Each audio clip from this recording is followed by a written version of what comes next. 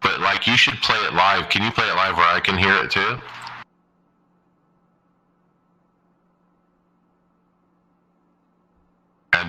And then after it's done playing, I will.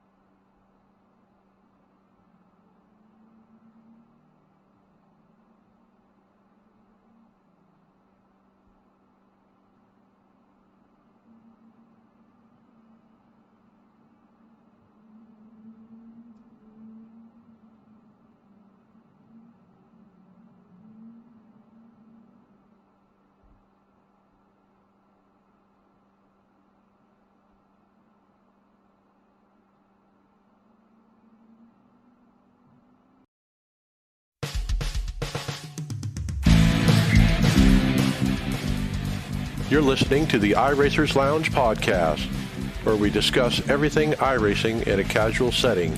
Enjoy.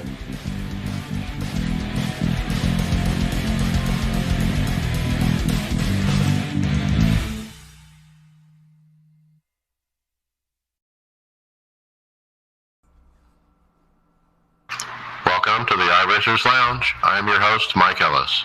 iRacers Lounge is a podcast for the iRacer, where we talk all things iRacing in a casual setting. Joining me are the usual characters, Brian McCubbin. How y'all doing this week? Hey, David Hall. How many days till Daytona? Can't be soon enough. Greg Hectus. Isn't Daytona Friday night, David?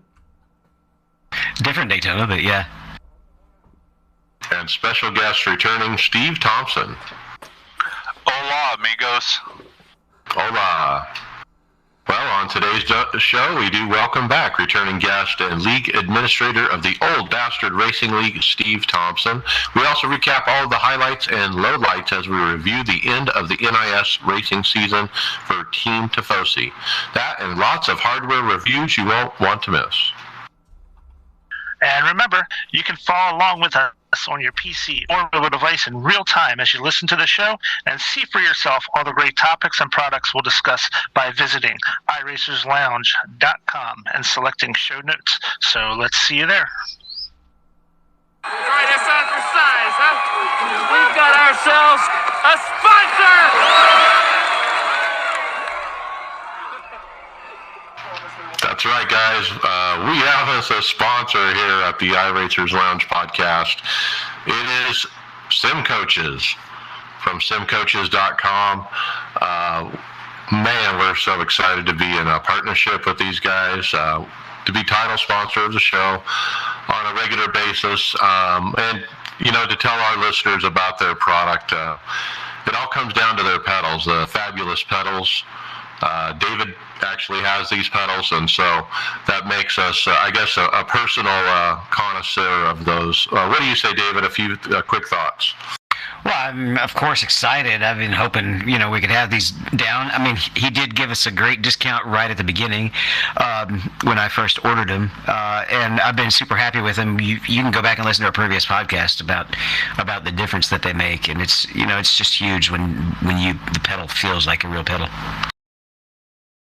Yep. So we're happy to have them aboard, and welcome to Sim Coaches.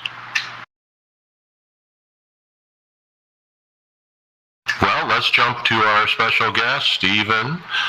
Steve, thanks for coming back. We were talking, maybe this is the fourth time on the show. I actually didn't look. Yeah, this is the fourth time. I'm glad to be back. You guys really helped promote the OBRL. Really appreciate it. And as always, this is my favorite iRacing podcast. I don't know why they don't have you linked there on iRacing. Because you guys do such a great service for all of iRacing with all the information you guys give. Well, I appreciate that. Now, before we jump into OBRL and David, Brian will talk with you about that a little bit. I wanted to talk to you about when I was building my rig this fall. I gave you a call late at night and or actually texted with you a bit, and we traded some pictures and different things on my rig build, and I wanted to talk a little bit about some of the advice you had given me, just for our listeners to see if we could pass that on quickly. Oh, that'd be great. Well, what I learned in summary from talking with Steve for a while there that night was butt kickers is the way to go, that vibration thing. And then mitigating it so it doesn't travel through other pieces of the rig. And so, Steve, in a few quick sentences, can you tell me about the Tractor Supply rubber that you got, and just, how do you integrate that? Yeah, so when I built my rig, I bought the butt kicker LFEs, which are pretty powerful, the small ones, the minis, and so I set them up, and I've got some pretty powerful amps, and I wasn't getting any vibration. It was traveling through the rig itself, and so I was searching around to find, what the problem was, and I really couldn't find any information out on it. So I got to thinking, well, it's traveling through all of the aluminum on the rig, so I thought maybe I can mitigate the vibration, separate it from the rest of the rig. So what I did is I've got horses, so we've been horses for years, so I thought stall mats from Tractor Supply would do the trick. So I went to Tractor Supply and bought a 4x6 stall mat for like $40, and then I ended up cutting it into strips, and so I placed that rubber beneath the seat rails and then also on my pedal plate to mitigate the vibration, and that worked really well, so I could actually feel it. Did you have to do longer bolts to accommodate for the rubber in between the two pieces of metal? Yes, I did.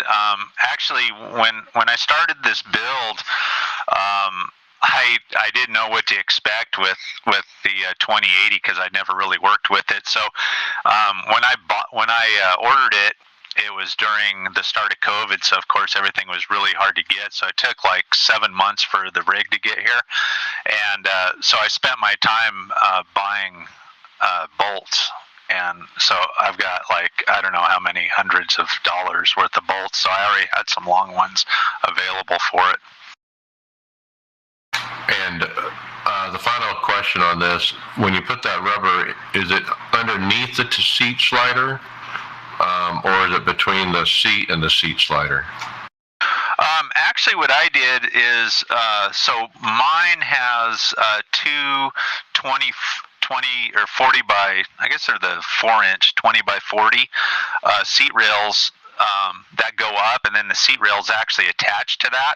So I place that rubber underneath between the 160 and the 40s to mitigate it. I see. Well, that's going to be my next project, I think, in the spring, is to add a bunch of that stuff, and I have all that on my list. I actually have the bolts. I just, ran out of money for that part of the project. I had to cut something, and that got cut. But I'm looking forward to it. I do appreciate you sharing that with me and everybody, Steve. That's a really good tip.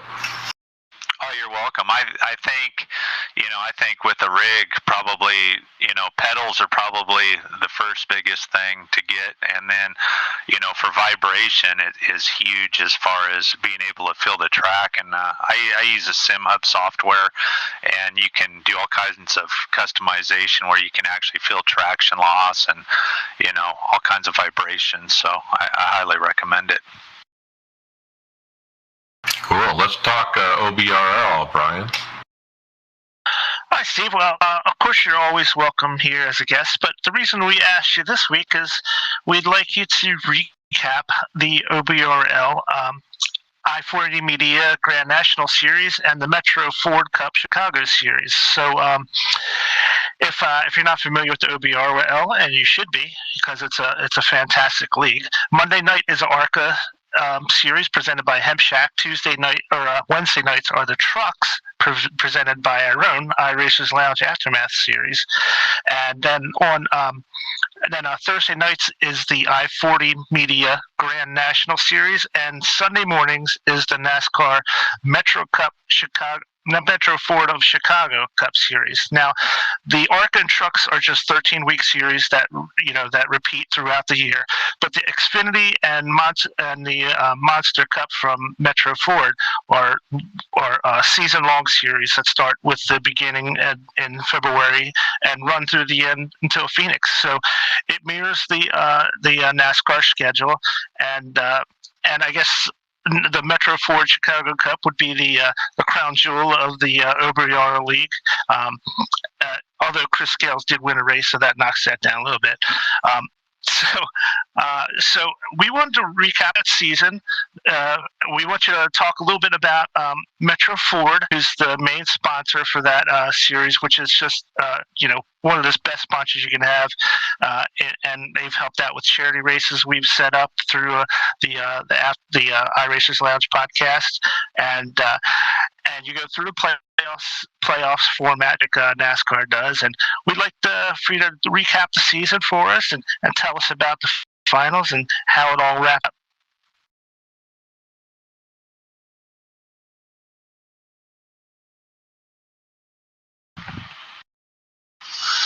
There we go. You probably thought I was on the aftermath right there with the silence. Sorry about that. But we truncate the silence on this show, so our listeners won't even notice what just happened.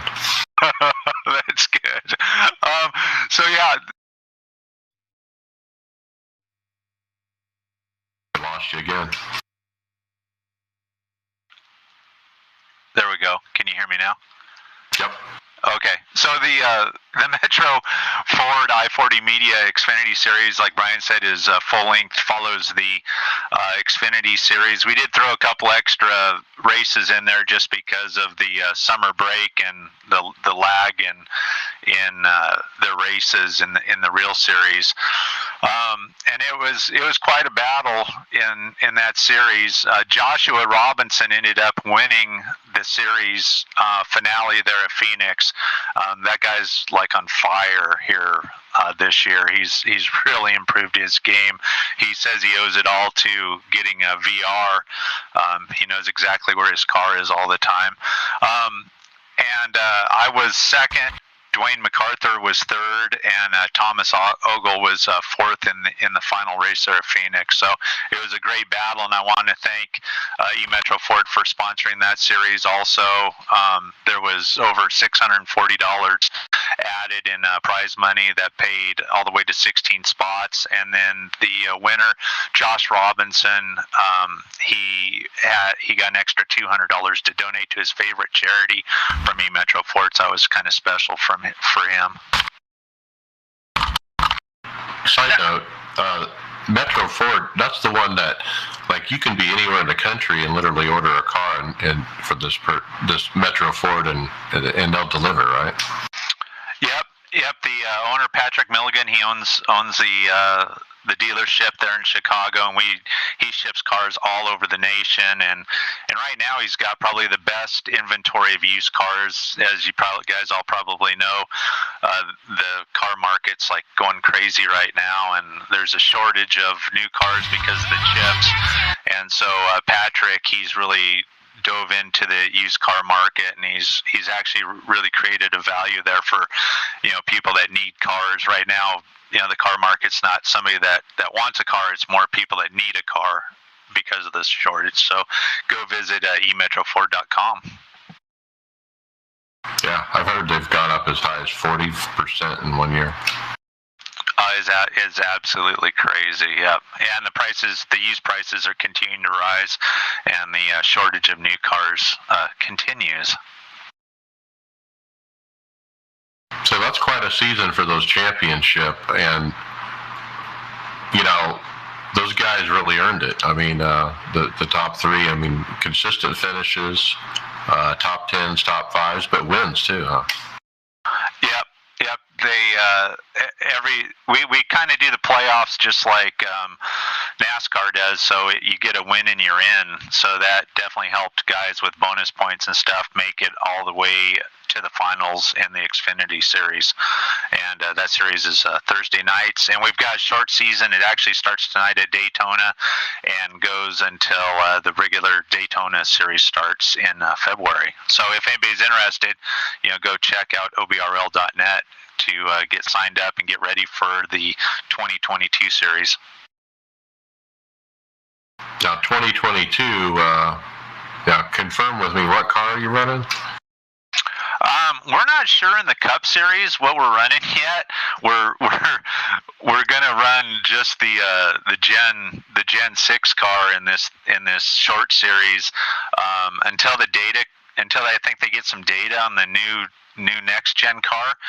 We're not sure what we're going to do. I think that's probably the issue with it, is maybe NASCAR, because they haven't been running that car.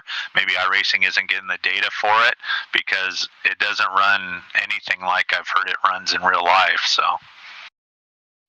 yeah, so even if you use this short season in between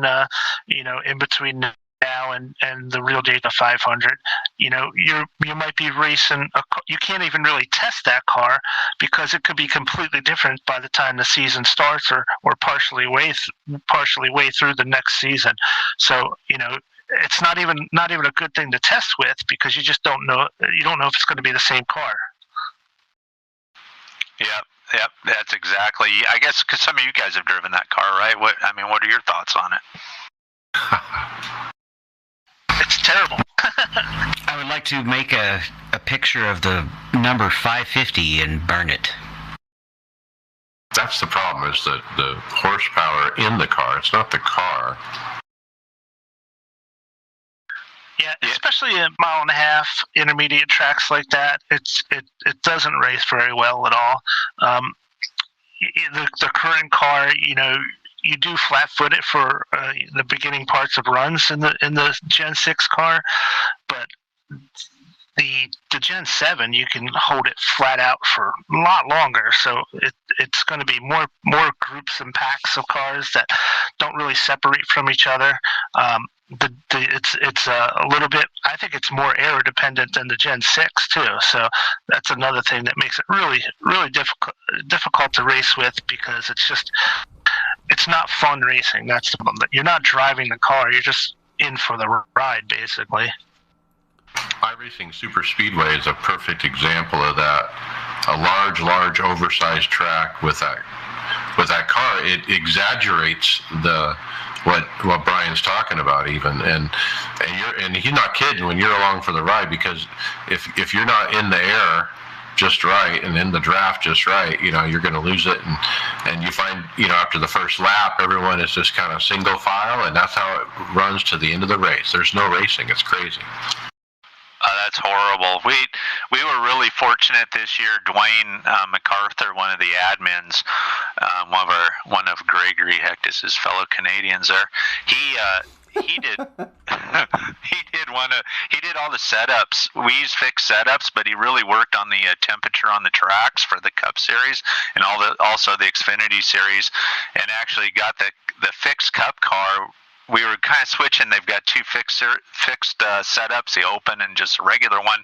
And he actually got it to where it was slick to drive, and it was really, really fun, even on the on the 1.5 mile tracks with the 550 motors. So that made it, especially like at Phoenix with the 750. I mean, it was kind of like skating on ice. It was really, really fun to drive, almost like 2 or 3 years ago, the way the cars were. And he's doing that just with track temps, is that right? Yep, just track temps. Yep, he figured out like the sweet spot. Sounds like what Hammer did for us when we did that charity event at Daytona, where he got the right thing where you could push for a bit, but it was better drafting. Yep, sounds like the same thing. Yep, it definitely makes that car fun to drive. So, if they don't change the Gen 6 car, then we'll definitely be driving this car next year again.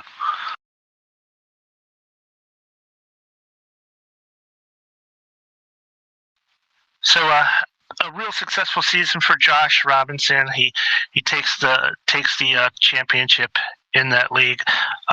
I think Dwayne finished second in the championships. Is that right, Dwayne MacArthur? And then who was third? The standings were taken down already when I went to check it all. Yeah, in the Cup Series, it was Josh again, Dwayne MacArthur, Thomas Ogle, and myself. The final four. Actually, I think Thomas, we call him Liberace, Ogle, and myself, I think we were going to win it, and then we were going to battle to the end because we went in later for pit stops and we caught Dwayne and passed Josh, and then Liberace was behind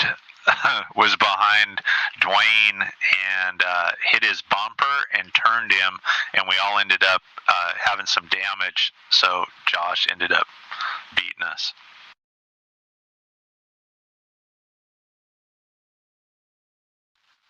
Well, so I've been an OBRL member long before I joined the podcast show, and I was, I can't say enough about the league. It's the cleanest racing I've ever been in anything on iRacing. You guys really stress that. Even to the point of cutting down the incident limits to 5 on the ARCA races, just to get people to understand how important that is to everyone. I tell people that we have a 5-point incident limit before you're DQ'd, and they're like, their eyes just bulge out of their head because they can't believe that. But for the most part, and this is including short tracks, people aren't getting bumped out. It's amazing that they've taken to that and kind of learned their lessons of how to drive clean and be safe and be aware of their surroundings. It's the best league I've seen for that, bar none. So OBRL, I can't recommend it enough. If you are interested, you got to be 35 years or over, under 3,500 iRating, but don't that under 3,500. Don't take that to think that these guys aren't fantastic drivers. They really are. And my guess is that if they've raced a whole bunch of sanctioned official races, that a few of those drivers would probably be cracking that 3,500 if they spent more time in the official races. But it's a fantastic league. Steve's a great administrator. They have practices for all the races before the races come up the day before. Typically, they're there to help you learn how to drive. They've taken some drivers who first started the league that were really off pace and really coached them up, and they stuck with it. And next thing you know, they're driving in the front of the pack sometimes. So it's a great league for learning, for getting to know people. I can't say enough about it, and on a personal note, Steve has been he helped me out with so much stuff with hardware. He even took time on a Sunday afternoon to get into my computer, to remote into my computer and help me with settings when I was setting up my motion system. So he took time out of his own day to help out with that kind of things. And, that's the kind of stuff that you won't find that in a lot of leagues. So can't recommend it high enough. And Steve, I really appreciate all your help and all the work that you put in for the OBRL leagues. Oh, thank you, Brian. The members are what makes up the league, and we've got quite a camaraderie of guys, and everybody's racing, from the fast guys to the slow guys in the back. I come up through the back there, and I'm amazed. Those guys are running like 3 and 4 wide, staying off each other, running like crazy. It's pretty amazing. Real quick too, I just wanted to thank our admins that help with the league, because without these guys, there's no way that I could keep this thing going.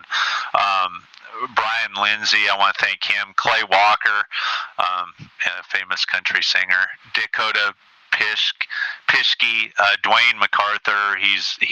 This guy does so much for the league. I don't even know what to say. He's huge help for me. Of course, Eddie, the Raging Cajun Jones, Robert Crisco, and anyways, I really appreciate all they do to help keep this thing going. And emetroford.com, that guy Patrick, he throws thousands of dollars at this. I think we had probably close to $4,000 that he added in for broadcasting and prizes and everything he does. And then, of course, you guys, iRacers Lounge, you guys have promoted us beyond any expectations and continue to do so. And I wake up every Thursday morning to go clean stalls, or every Friday morning I wake up to go clean stalls and listen to the download. I can't wait to listen to what you guys got to say. It's like it takes a village. I mean, you just named off a dozen people. I mean, it takes a village to keep a league going year after year, season after season, and you guys have it down to a well-oiled science, I think. Yeah, thank you. Yep, it's a lot of hard work to keep everything going and trying to keep all the members happy and everybody kind of going in a straight line. I think you call them professional cat herders. Yeah, that's exactly what they are. And then, of course, we couldn't do without Liberace Ogle's penalization stories on Sunday mornings. What was that word? Well, we had analyzation and a penalization story this week. It's too bad that this is a family friendly broadcast, unlike your cohorts over there at the Aftermath show. Oh, well, this is a non-rated show. They'll have that recorded and mixed into different phrases by tomorrow, so don't worry. I'm sure they will. Well, Steve, thanks for coming on again. We appreciate it. Yeah, OBRL is a great league, and we're always happy to promote you guys. So let us know how it's going. We'll see you next time. Thanks, guys. I appreciate all you guys do. I really do. All right, thanks, Steve. Appreciate it. Thanks, Brian. All right, let's kick off the topics. I've got the first one. We're talking not top 10 highlights for October 2021. And I got a chance to actually give this one a watch right before the show. And it's got some funny ones in here. Probably the funniest one that I think should have been ranked higher was, I think it was a street stock or a late model, or a guy who was on the apron and guns it trying to get back up onto the track right as the pack is coming by and completely destroys the pack. And whatever that was, it had the new damage model because there was bits of junk and metal laying all over the track. There was one where this car did this perfect kind of Austin Powers, just locked himself in the gate. There was the one that y'all talked about last week with the completely oblivious stewards. Right, that one was, I think, number 2, where there's all the carnage going on behind him, and the cameraman's just sitting there looking at his camera. Right, it was a pretty entertaining one. Safety car deployed. The big 87 rack at the back of Talladega. Yeah, and of course your usual lap one sports car death scene where everybody's like, gotta win it now. If you got 40 minutes to run, but I'm going to pass 5 people in the first lap. That Talladega wreck is a good visual of the new damage model. I mean, hoods everywhere and wheels and everything. It's just all over the track, just littered debris everywhere. You got it, buddy. I believe in you. Come on. There's a guy in the VR where his wheel breaks off in the middle of driving, and he's like holding it up kind of in his face, even though he has his VR on, like he's looking at his wheel. It's hilarious. That's great. I think the other cute one was the opening one with the girl racing. Now, I don't want to try to pronounce her name. I could see it in the relative. It was about 35 characters long. But, yeah, she has a Twitch channel, and basically somebody missed the corner and just barely missed her, and she was giggling and laughing about it. It was kind of funny. She had to anticipate that because, the guy dive bombed, and she just went ahead and broke early, let him completely miss, and then passed behind him. I don't think dive should be part of it. He just bombed bad there. That was bad. He just committed suicide, pretty much. I mean, it was... I follow her on Twitch too. She's a really good racer. How do you say her real name? I don't know how to actually pronounce it. She obviously doesn't say it very often. I just know her by her name, Twitch name. The accent was Eastern European, I think. Yeah. Good video as usual. Next up, Black Friday sale is on, guys. This is it. This is the one of the year that everyone should take advantage for. There's not one worth waiting for. That'll be a different time of year. Everyone always asks those questions. This is it, guys. I mean, this is the time to renew. This is the time to get set up. Now, as soon as I saw this, I logged into my account. I looked to see if I need to renew. Nope. Guess what? I did 2 years last year. So I'm paid at least through December of 2022. So I'll wait till next Black Friday before I renew. This is usually where I'll wait till the 3rd or 4th of December and actually do it again like every year. It does go through December 4th as the last day. Now, this is just off renewal. It doesn't count for tracks or cars, but it's 25% off. Now, if you're a new customer, 50% off. So if you've been thinking about starting that second account, maybe now's the time. Yeah, or if you have a friend who wants to get in iRacing, or you can talk them into it, that's a good deal too, because if they use your email as your as a referral, you'll get I think it's $10 credit as well. Yeah, and if you're going to be in iRacing long term, I mean, you really just need to buckle down and do the 2-year deal every time on Black Friday, because that's the cheapest way to have iRacing. It really is. I mean, the per month rate doesn't get lower than that.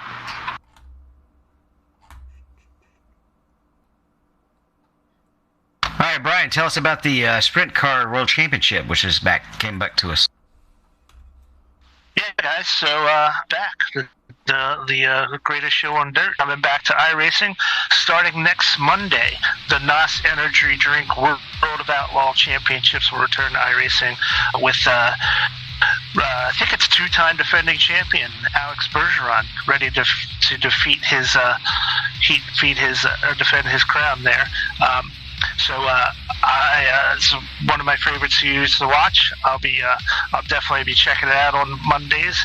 Now, if you remember last year, they weren't originally on the iRacing YouTube channel. They were on the Dirt Vision channel. So I'll have to double check that, but I'm imagining they're going to be back on Dirt Vision. So keep an eye on it for there. You can get a free membership to Dirt Vision and still catch these races. You don't have to get the payment decided at. And then I fully plan on doing full race recaps like I've done previously for these Sprint Car World Championships. So we look forward to that. Can't wait till it starts next week. Now, I think the Dirt Vision is a go. There is a logo at the end of this Twitter video that has the Dirt Vision logo, and iRacing is broadcasting the Monday Night League on Monday nights. So that would make, that would be in conflict with this. So if they're running this over on Dirt Vision, then that allows the iRacing channels to do the Monday Night League. So it looks like they'll be doing both. There'll be plenty to watch. You can take your pick.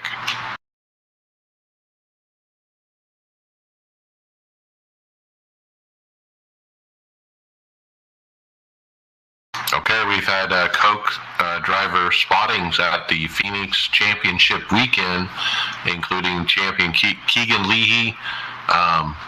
He was out there and got his hardware, the check, and a big old trophy. He's got his picture taken with the COO of NASCAR and the director of competition, I believe it is. And they said hardware acquired. And so he got interviewed, and there were other people out there as well. Logan Clampett was out there, and Nick Ottinger, last year's champion. They got their picture taken there at the Sim Hauler.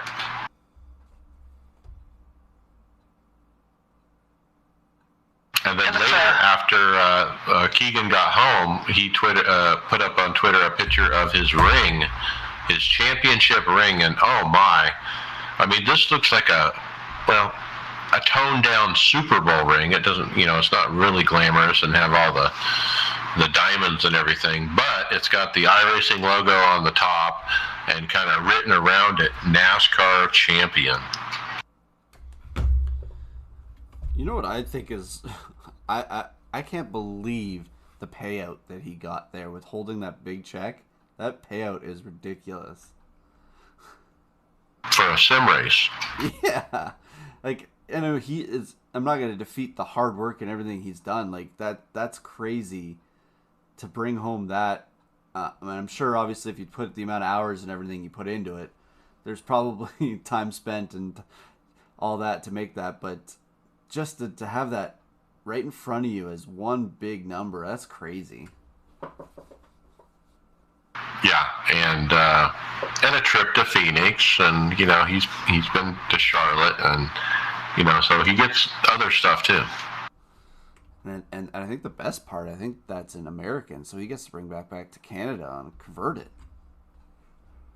He's a millionaire now. Yeah, but won't Canada take like 70% in taxes? Depends. He could put it on a tax-free savings account. Then it won't get taxed. So Logan Clampett also put up a Twitter of his trophy. Not bad for P2. It's a pretty good trophy. There was a subsequent tweet, which I don't have in front of me, where he compared it to his second place from a previous year's trophy, and it's like dwarfs it. It's a really nice cup, actually.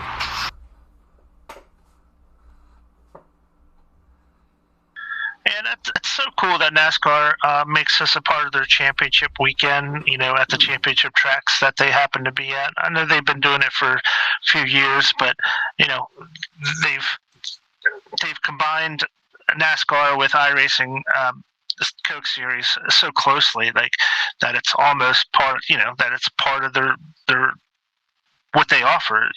They offer cups, trucks, Xfinity, and then iRacing along with their cup cars. It's like part of the deal. Yeah, I love the integration, and it's a tradition at this point. We have tradition with this, and it's cool that the prize is grown, and thanks to really Coca-Cola, as well as NASCAR for making this happen. I mean, that money has to come from somewhere. So I definitely want to throw out, Coke for stepping up. This is a good opportunity for them, and I hope they got value out of it. All right, I'm going to pick up the next one. We're looking at a Tuesday wake-up call, which is actually just a Instagram post by iRacing. And they're out on the iRacing Super Speedway. Is this the Formula car or one of the Indy cars? This is the Indy car, right? Yeah. Mm-hmm.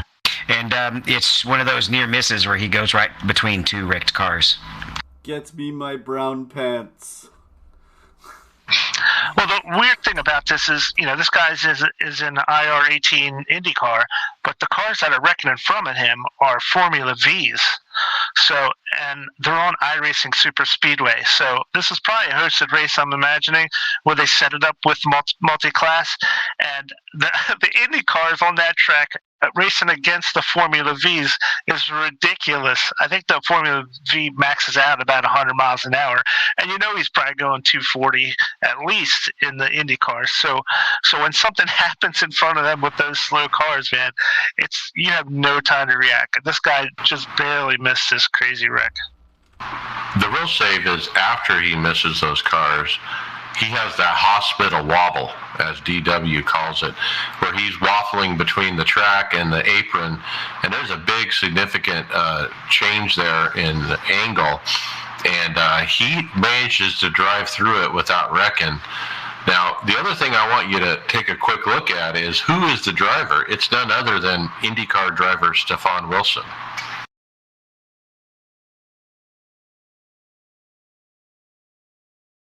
That's very nice. That's a good catch, Mike. I didn't notice that. But yeah, you're right. Wow, what a crazy race. I guess they were just having fun doing a hosted race with the multi-class.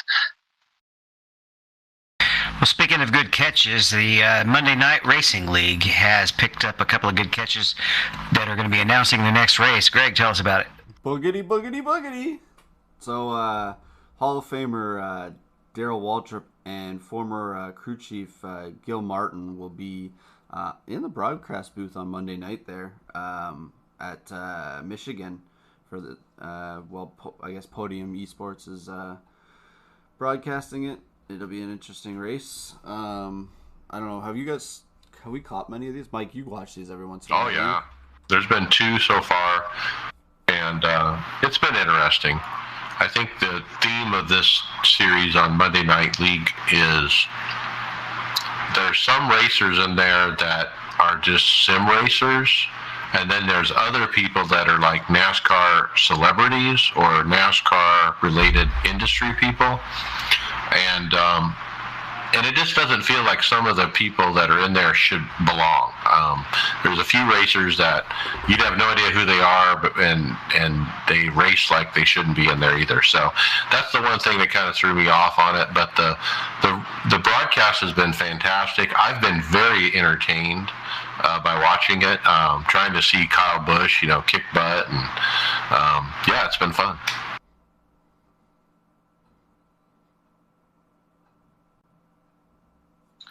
All right, guys. So, speaking of NASCAR drivers like Kyle Busch, so now that the season's over, what do NASCAR drivers do in the off season? Well, apparently, they jump on iRacing. There's a couple videos. One's a TikTok from Anthony Alfredo, who's in a street stock race on dirt. And he posted his video, and it was actually a pretty funny video because it's a view from outside the car, almost like one of the helicopter views. And the driver in the street stock car, his arms are just sawing at the wheel, very crazily. A little unrealistic. Maybe there was some glitch in the programming or something, but his arms are just sawing back and forth like crazy in that street stock, trying to keep it straight. And then also another tweet from Chase Briscoe. He tweeted out that if anyone's on iRacing, he's hosting a session at Talladega. So fill it up. So he hasn't been on for a while, and the season's officially here. So off season's here. So he's on iRacing now, opening hosted sessions at Talladega. So maybe if you want to follow him on the service, you might be able to catch him opening a race. You can jump in and race with Chase Briscoe. Isn't he a new father yet, or is he had his wife and had their baby yet? Should be getting more busy in the off season. He was busy 9 months ago. That's why he's had a kid now, I guess. And Anthony Alfredo, I heard that he is looking for a ride now. Yeah, they're expanding that team to two, or they're going to 2 teams, and he's not going to be part of either one of them.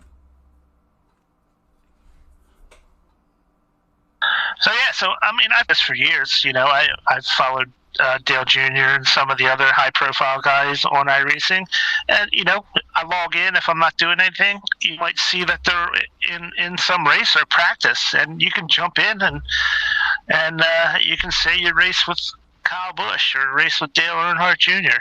You know, if you do that, be respectful. I'm assuming everyone listening would be respectful, but just a reminder. They're people too, and they want to have fun. They don't want to be badgered or anything like that. But you know, so many of these professional racers are on this service. You know, it's cool to see what they're up to once in a while. So you brought it up, so I'm going to say it. You know, we just talked about the Monday Night League and the first race of the season. Dale Earnhardt Jr., you know, with like 2 or 3 to go, he's coming. He's got a helper pushing him. They're going on the outside 3 wide. They caught the leaders. They're coming. I mean, they were coming. Like, they were going to blow right by the lead pack and win the race. And one of those sim racers I mentioned had pulled up in front of Dale Earnhardt Jr., like literally like a total BS block. I mean, it was like Junior had to like let off the gas and probably hit the brake to stop from wrecking, but obviously ruined his chance at winning the race. I was a little mad watching that because it was disrespectful, I thought. Was this a plate race? Yeah. Would you be mad if it wasn't Dale? I don't know. It was a BS move. They had such a head of steam. Anybody would have known, oh, if I pull in front of these two, you know, I'm in a wreck. But I digress. Let's talk Pro Series Homestead. This is also something I've been watching. This was Tuesday. No cautions, and so with that, you know, it was like 1 stopper or a 2 stopper, and I guess this is going to be a theme of the week, right, David? But the guys that did well ended up on a 1 stopper. Now, the guy who won the race, Colin Keister, he short pitted everybody, maybe a lap or 2, but that was it. That was all he needed to get the track position, and he ended up in the lead when the pit stop cycled, and kept it. And so, congratulations, Colin Keister. Mike, before you watched it, before he pitted, how was he doing before he pitted, though? I want to say he was like back half of the top 5, maybe. I don't remember. Okay, so he basically just came in, got the track position by doing it, and he came out as a leader he just short pitted a little bit, and it was enough to get him the lead, and it just hard to pass. But the people that stayed out and didn't pit, you know, they were on the, you know, they had to stop again. They were pretty much screwed unless they got a caution. Sounds familiar. So the other thing that happened before this race was over is, you know, as I'm watching the race, I'm kind of on Twitter and Facebook as well, of course, but one of the drivers that I follow that's in the race is on Twitter or on Facebook, and he put up a lengthy post, like a 6-paragraph post, and I look down at the standings as I'm watching them, and he's P40, and I'm talking about Brian Schoenberg, and so he was running P40 in the race without cautions. He parked it I didn't even notice. Apparently had this pre-written or wrote it quickly. Posted it on social media and basically said, you know, after more of a decade of iRacing, I'm going to hang it up and stop professional sim racing. And he announced his retirement.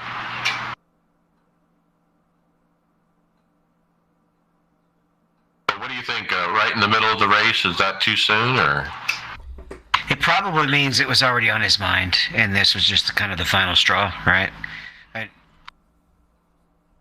I think the hardest point when I'm reading through this is this, you know, people fight, you know, over COVID and a bunch of stuff, you know, mental illness and things like that and pressures and stuff like that have built up on people. And it sounds to me when you're reading through this, it's like, the pressure of what was going on. It just, he didn't want to do it anymore because of that, just for the fact that he didn't feel like he loved racing as much anymore. Well, I mean, it's tough, I guess, to be running P40 in the pro race when 6 weeks from now you're going to be starting over again. Yeah, but the worst part is, and this is cynical in me here, but he's P40 of 120,000 people that race on iRacing. Like, it's not like he's the back half of iRacing. He's in the top 1%. Yeah, but people don't perceive things that way. Oh, I get it. Did I not I thought I brought this up just a couple of weeks ago, that second place hurts more than third place. All right. We witnessed it with you. It does. It hurts more than third place. They did a study of Olympic medalists. I heard this on one of my sports science podcasts, and the second places would just look dejected because all that's going through their mind is how close they were, and they just missed it. Whereas the third place guy is probably thinking, "Holy shit! I actually still at least made the podium."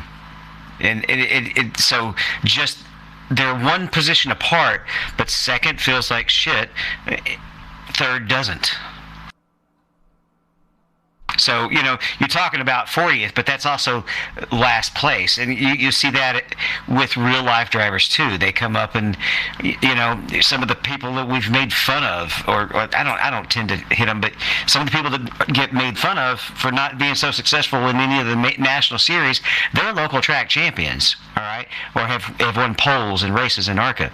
But each time you step up a level, the competition is that much tougher. Is this like a shot like what Mike kept saying to the Xfinity champion? Kept calling him. What did you call him, Mike? Any of the drivers that come up, and especially the ones that come up too soon.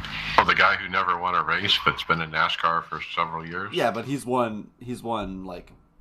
He's won a race now. No, but he's won like in other series. He's won lots and lots of other races in his career. It's just that one was eluding him. Well, I was the first one to eat crow when Daniel Hemrick won. I called that just because. I would have lost in Vegas. I would have lost my shirt. What's the thing, David, with Mike when he says something? Especially when it's pit strategy, don't listen to it. They proved us right again last Monday. I was just going to say. We'll get to that later. Let's talk Force Dynamics, Dallara iRacing Grand Prix Championship. Brian probably has this one. Yeah, I'll talk about this one. Unfortunately, I missed last week's show, and I forgot to put this in. So I want to go back over 2 weeks ago, which would have been round 7 at for the Force Dynamics Dallara iRacing Grand Prix Championships. So going into that race at week 7, Martin van Luzenoord had actually won 3 straight races going into Road America. That was round 7. And sure enough, he made it a 4-peat. So that was Road America. Martin took 4 straight wins in this series. So he 4 wins. That's his fifth win in 7 races, because he won the inaugural race as well. So at that point, at round 7, he was at the head of the points. And was really dominating this series, although the points didn't show it, because I think it was week 2 he had no points at all, and that really put him behind. So that was 2 weeks ago. Then last week was round 8 at the Red Bull Ring circuit. And the winner in that race was Peter Berryman. Now, Peter Berryman has got a lot of P2s behind Martin van Luzenoord. So even though Peter Berryman hasn't won 5 races in this series like Martin has, he was right on his tail in the points. Now, I didn't see what happened, but Martin didn't finish in the points again around 8. Which meant that Peter Berryman actually took the points lead. So there's 2 weeks to go, and it's been a that's a really interesting way to go, where this one guy has been winning and winning and winning, and finds himself in second place in points. Like I said, Peter Berryman's been very consistent. He's always been in the points, and that's why he's been able to hang on to this lead despite Martin's dominating victories. So there's only two races left to go. And I want to. It should be quite a interesting finish. The way these races are going down like this. It is, and it caught me off guard too. The point situation, based on how many wins this guy has. So, like you said, the next 2 weeks are going to be real telling, and I think we're developing some new racing stars. These are a lot of new names to the scene, at least to me, and I'm wondering how these guys are going to play out when we go into a world championship with the F1 car. Yeah, and I don't remember those guys being top of the field in the Porsche Super Cup series, and I don't even know if they were in that series. But obviously, they're very talented road racers. So my guess is they probably are or could be in there if they really put their mind to it. So it'd be interesting to see if they stick with open wheels or maybe try to advance in that Porsche Cup series as well. Brian, it could be that this car kind of suits them, and they could have started off with this car when it first came out too, right? That's why they're working with it, maybe from day one. Yeah, that's a possibility, sure, because it's really new to the sim. When they put the car out, they said they were going to have this championship. So, I mean, you could have been preparing from day one, if you thought you had it. Yeah, because I remember Gregor Hutu was really good I don't remember if they did the IndyCar, but they did do the F1 car for a couple years in the Pro Series, and then I think when they went to the the Porsche cars, it kind of was a little bit more neutralized for them. Yeah, you're right, Craig. Gregor Hutu was dominant in the open wheel cars, and he did run in the Porsche series initially and was not nearly as successful. So I don't know if he's still even on the sim, to be honest with you, but maybe it's something he would be thinking about coming back for.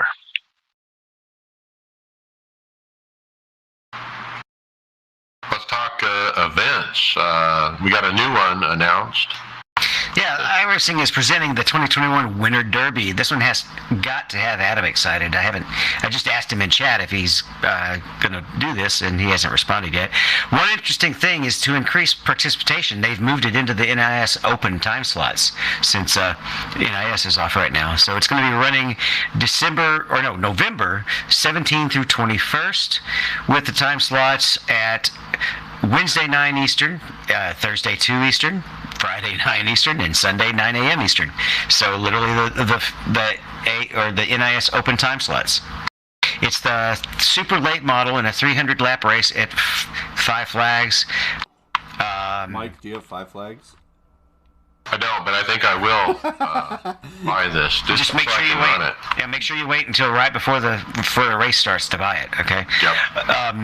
You got to have D 4.0. It's going to start in sim on December 5th with 1 p.m. start time, 3 green white checkers, 4 sets of tires, open setup, attached qualifying 300 laps, dynamic weather and sky, splits by iRating, drive through every 25 incidents with in every following 12, and the field size will be 36. There is no DQ limit.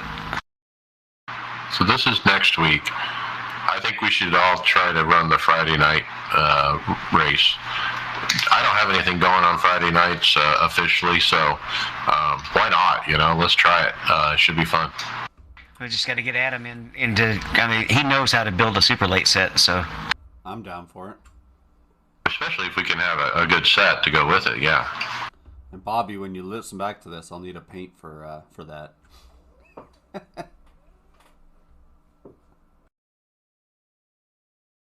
The next event was a reminder about the kids event of 15-year-old and under.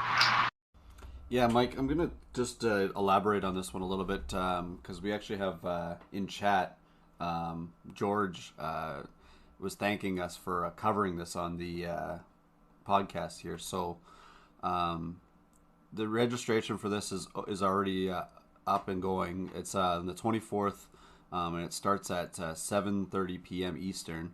It'll be in the Mazda MX-5 car at the Legacy Michigan track. There's no cost. Register as soon as possible. The spots will be limited.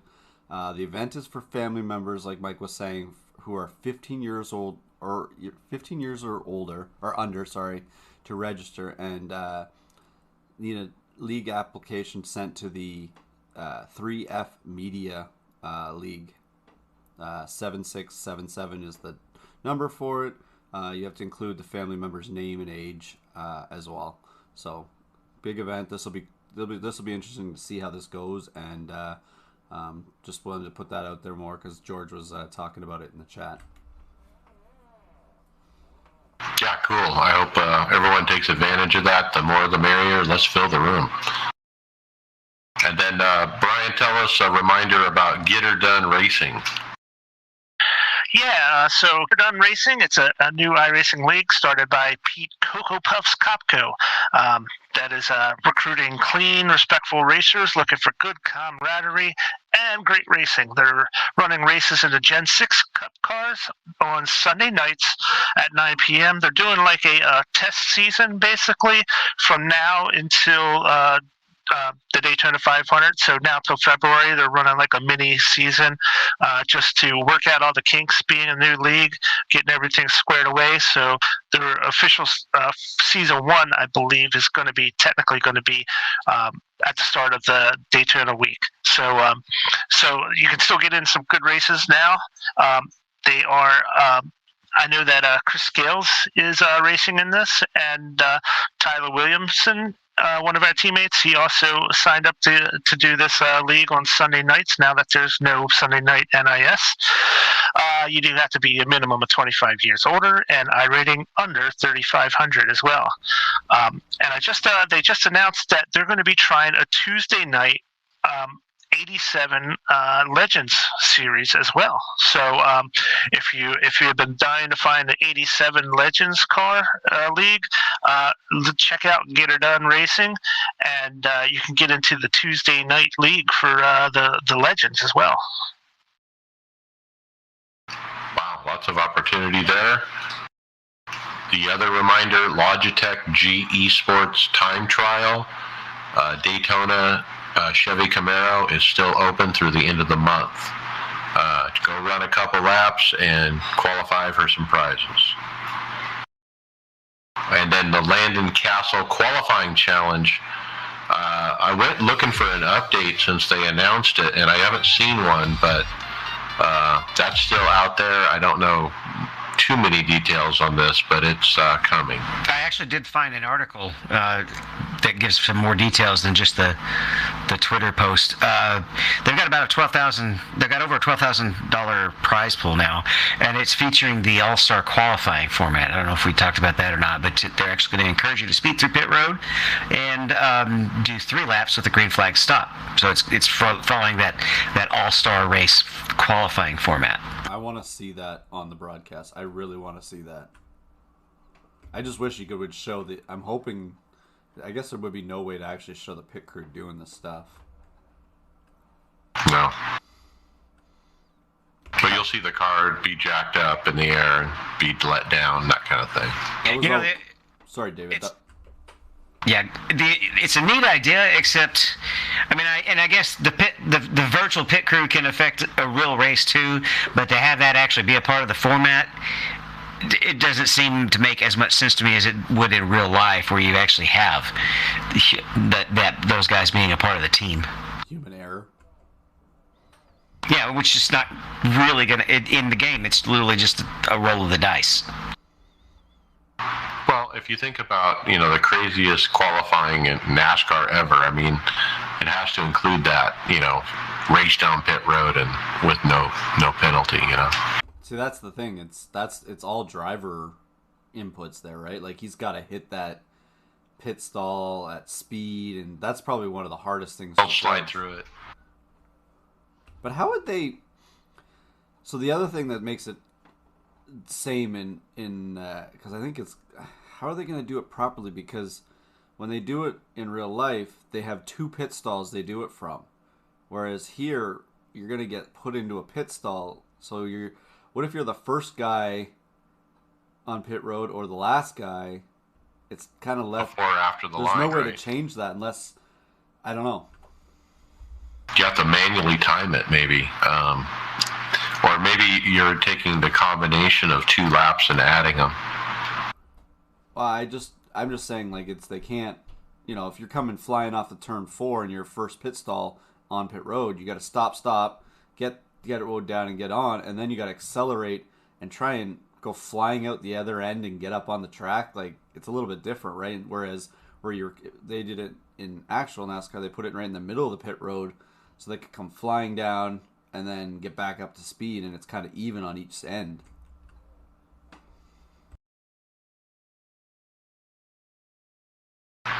Okay, housekeeping. Don't forget the Aftermath podcast. I think they may record maybe this weekend. They got a new Discord. Check that out. There's a lot of stuff going on there. Kind of makes me dizzy. Our simcoach.com sponsorship. We're going to have an affiliate link for you guys. It's not quite ready for this show. It'll be up next week. So make sure to check our social media for that. We'll post it. We'll put it on our show notes in the housekeeping section every week. And you'll be able to get, I believe, 5% off your purchase by using our affiliate code at checkout. We are at the Performance Motorsports Network.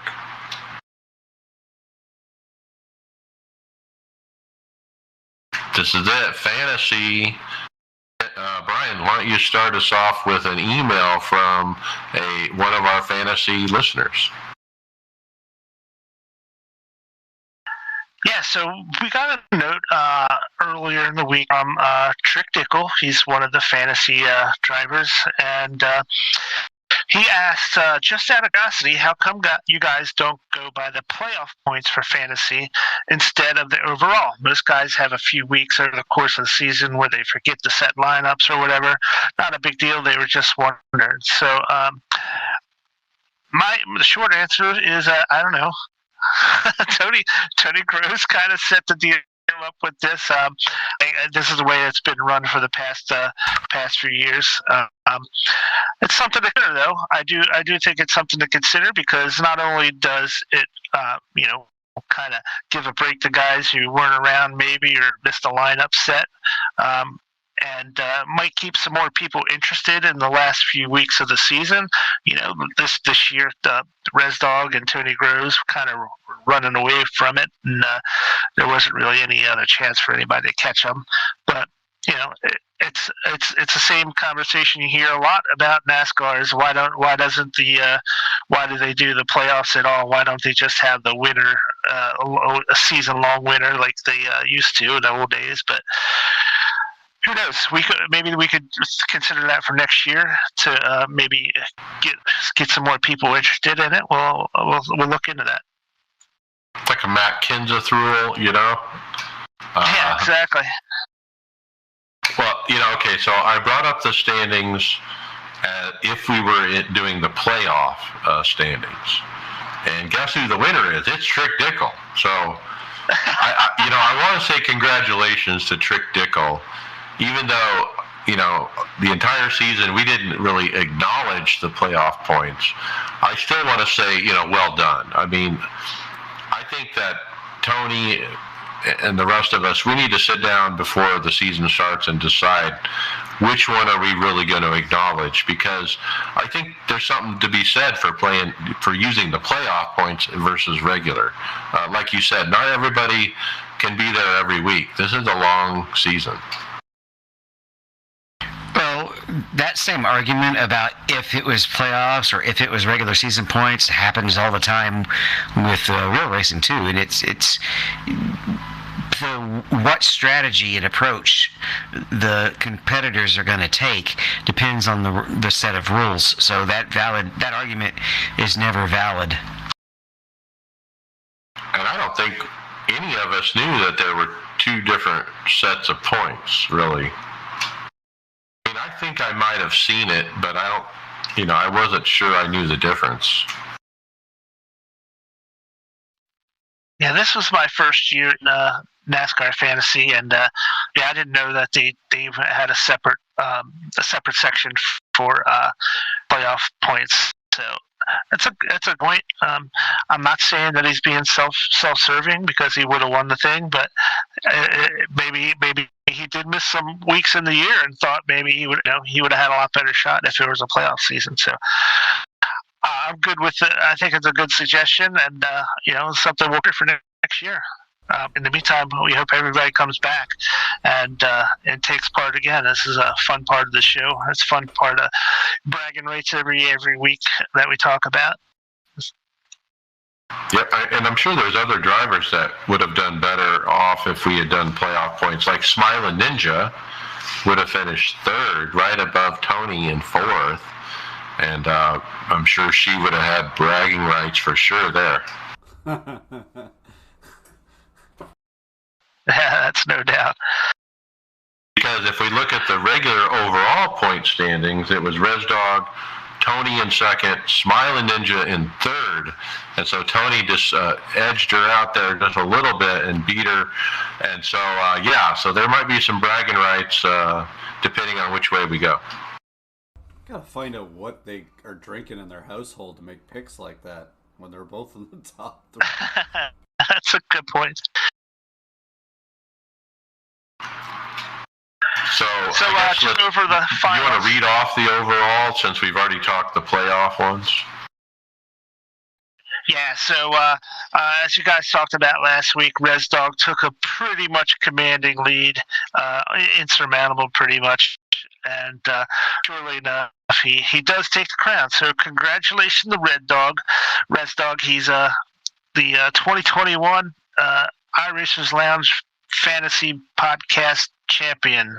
So Tony Groves did finish second. He did close the gap a little bit, but he had way too big of a gap to fill there. So third place, Smiling Ninja, as we mentioned, just in time, finishes fourth.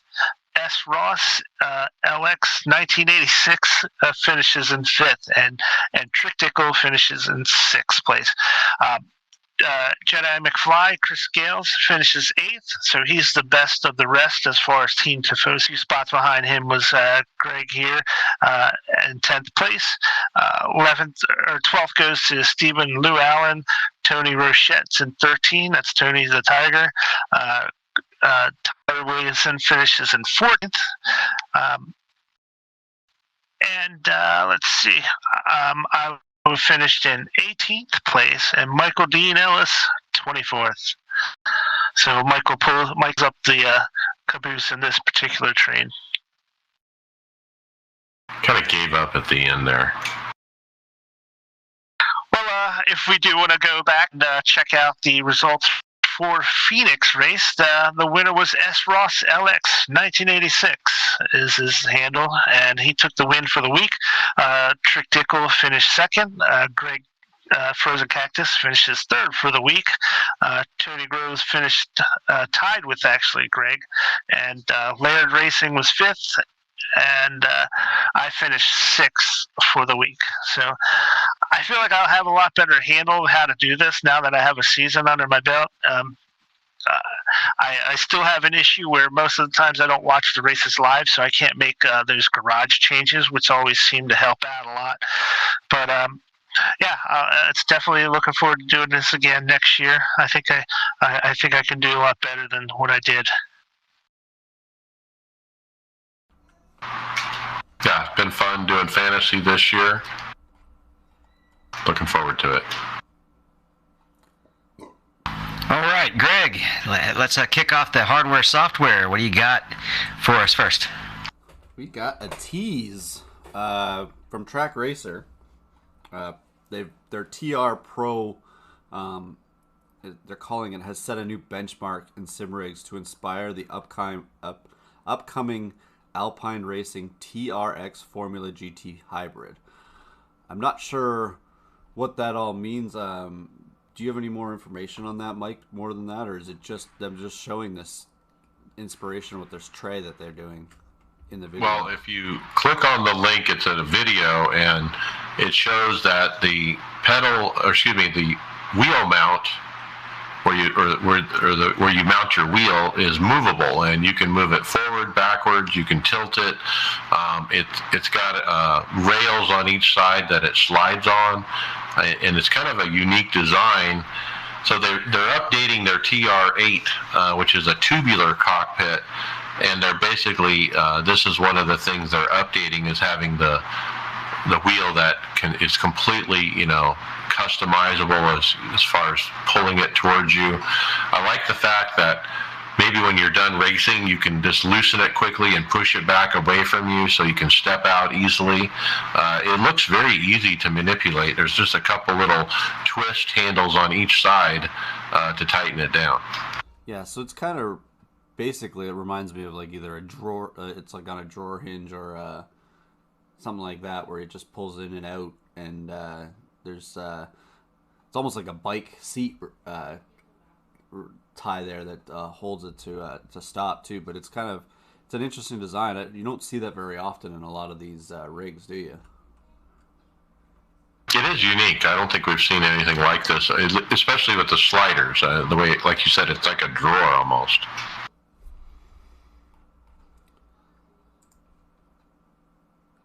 I'll pick up the next one. We have an alpha wind simulator, though when I click on the link, I couldn't really get much additional information because it takes us to a site in the Netherlands, but then it just shows an empty, basically shelf, I guess would be the best way to describe it. It shows a filter of wind simulation, but there's no items listed. So I'm not sure exactly what we got going on there. This website, yeah, it did work. Perhaps the link is broken. David, if you click the logo at the top, that'll take you to the home page, and then you can navigate to the products. But they sell all kinds of different sim hardware here, all the big brands. You can get wheels, pedals, seats, cockpits, everything. And so you said they were out of Netherlands? Mm-hmm. They have all the standard hardware. I thought this was just listed specifically as a wind simulation hookup, but when you go to the wind simulation filter, it's empty. So I wonder if they took it off. They had it for sale. Maybe they took it. It's not for sale anymore. So yeah, let's move on to the next one. Well, here we have a review of the. I guess Another Way Prime Sim Racing pedals. It's by Boosted Media with Will Ford and Mike. Actually, did you get a chance to look at this one? Tell when we go for a drive later on. I did, and Will is like Barry. I mean, he's trying to be like, let's review the hardware, let's break it down, let's take it apart, let's talk about build quality, and Will was being nice, but the build quality on these there were some little issues. There were some burrs in the metal and different things like that. A lot of things that could be corrected, easily, that he pointed out. But at the end of the day, the pedals did get the job done. The name is kind of unique. It's called Another Way. So the throttle and the brake both have 8 available adjustment points. Then the clutch also has some adjustments. And assembly that we looked at just before. Now we are going to. Now these are out of Poland, I believe it is. All these adjustments. But one thing I do want to just mention is that the user manual is quite nice and detailed. One of the things about this pedal system that's unique is that it's got that direct controller, which is like it's a separate controller that changes some of the 2mm would be an improvement, pressures but really and what stuff this needs, on the if we brake flip it pedals over, is some remotely. form of reinforcement. So that's underneath here, something I don't think I've ever seen before in pedals. What you get. Yeah, like a remote control, almost a wired remote control. A little bit of pressure. I'm not really moving it much, just releasing a What little it reminds bit me of of, pressure, it reminds me of the I can Fanatec easily hit my maximum point. hit max, how you then you can see that the value of my throttle change that I was bringing in sensitivities just for shot right up to everything max. for it. It's, So the maximum output value is it just kind of 1022. We're getting that a different there, way of doing even it, though right? I've still got room to play on our raw data, so I can push that. It says the direct controller is undoubtedly the greatest advantage of prime pedals. We can precisely set the dead zones and the characteristics of the pedals using it without having to turn off the game. Authentic mechanical kind of feel. I just enjoy driving around in it. Yeah, so they're quite a So similar typical design to load the cell SLP kind of pedals pedals. quite recently, but a bit more sort of solid, a bit more mechanical. And price? I don't know if I saw a Similar in price. design, I guess, in that they're pneumatic, but they do have a very different feel. Okay, Moneybag Brian, this is a great question for you. Do you need a gaming monitor for sim racing? I think there's all this detail there that you're going to love. Well, this video came from OC Racing, and he did a YouTube channel, or YouTube video, and he's asking if you need to have a gaming monitor for sim racing as opposed to maybe a lower hertz type of monitor or a TV screen even. So in the world of like competitive first-person shooter type of games, that refresh rate is very important because it helps you to have the advantage over other players who might not be able to see things as quickly or as clearly, or like bullets might not go where you think they are. Stuff like that is just really important if you're in the high-end type of FPS type of system. But this guy's asking if you need that kind of refresh rate and those kind of frame rates on sim racing. And basically, he said he didn't come to that conclusion that having a standard like a lower refresh rate TV or a lower, maybe a not quite as high-end monitor doesn't really make a huge difference that he found while sim racing. The turns that you're looking into, and being able to see ahead of the track didn't really seem to make a difference for him. He was not able to increase times or his performance by using a higher end gaming, higher refresh rate type of system. So according to OC Racing, he doesn't think it's absolutely necessary, which is good to hear, because it just means that it's another, you don't have to dish out tons of money to have these high-end systems to make you better on the track. Well, VR is capped at 80 or 90, right? FPS. Most of the mid-level VRs are, and your eyes are not going to perceive any kind of flickering of that. Old TV ran at 30 FPS, and it's not going to cause any timing issues. Craig's old computer ran at 30 frames per second. So this is reassuring to me because I run 60 hertz monitors. It's good to hear another opinion that it's perfectly fine for sim racing. I'm sure if I was playing Call of Duty or something, it might not be. But I could have spent a lot more money on my triples and got the 144 hertz or whatever. But I didn't. I got the cheapest possible ones I could possibly get, and they've been fine. And I really haven't second-guessed that purchase. And I guess it's just nice to hear that somebody else out there thinks it's not necessary.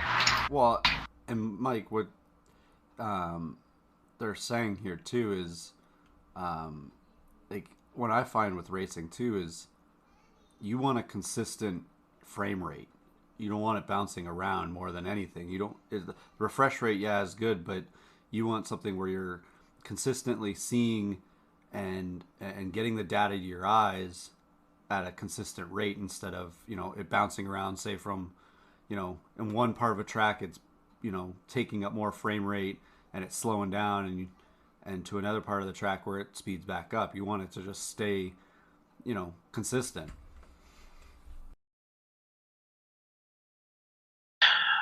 Yeah, I think that's a good point, Greg, and that's something that you can control in your graphic settings too.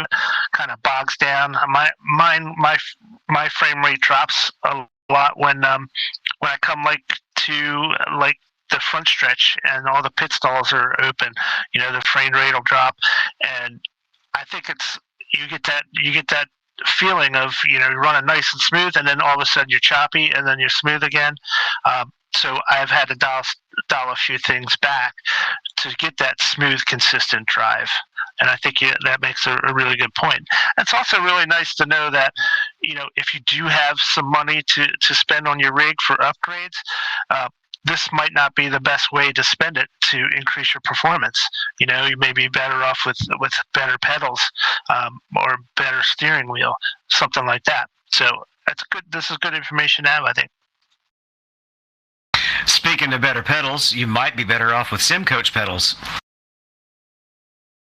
And for the meantime, they have a 10% off site-wide if you go check them out.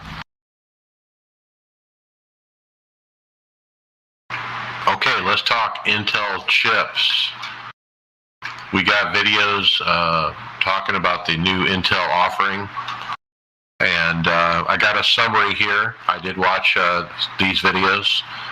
And the summary is it runs really, really hot.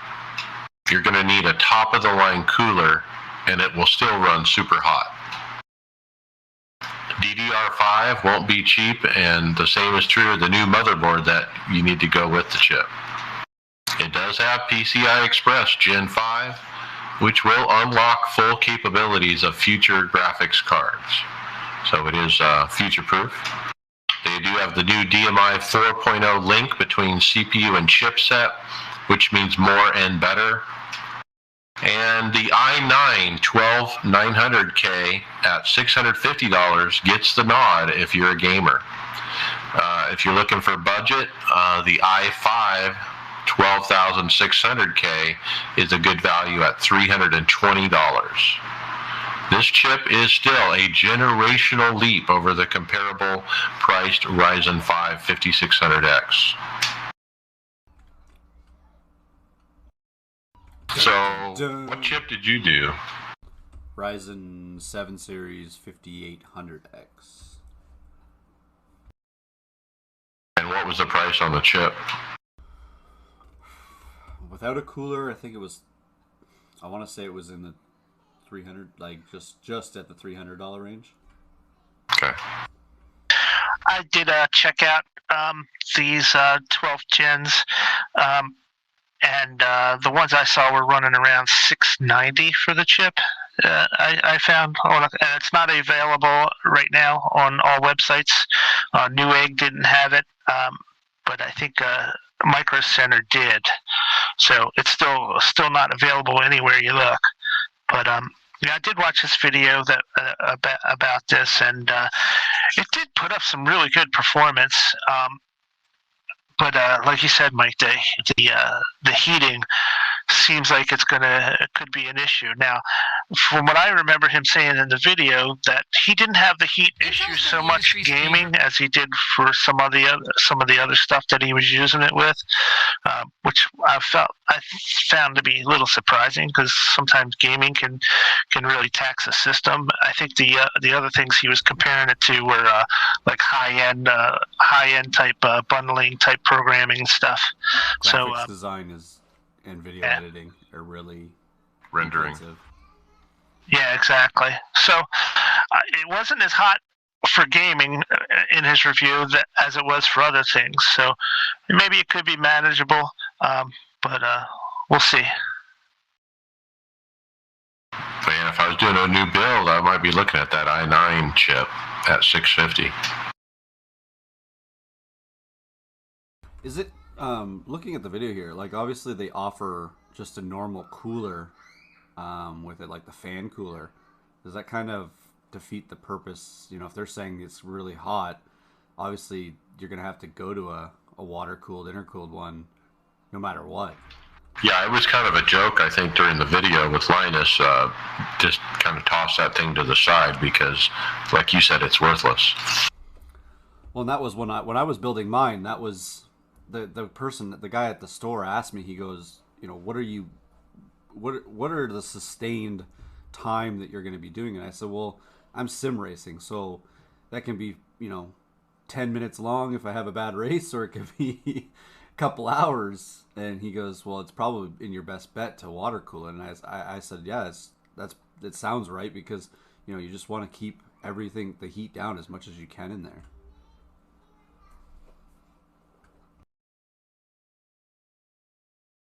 He actually mentioned something in that video that I was surprised by, that some of the real top end fans were outperformed some of the liquid cooling systems, which I hadn't heard that before, but he says that is the case. I've never tried liquid cooled. I think my next build will be that, but it always is a little intimidating. Well, I mean, they make the basic coolers like I have on mine that are no-brainers. You just bolt it on, and it comes with two attachments, one for AMD's attachment, one for Intel's attachment, and then you just basically bolt it together and run the, make sure you know where you're running everything going to be, because the system's closed when you buy it in the package, right?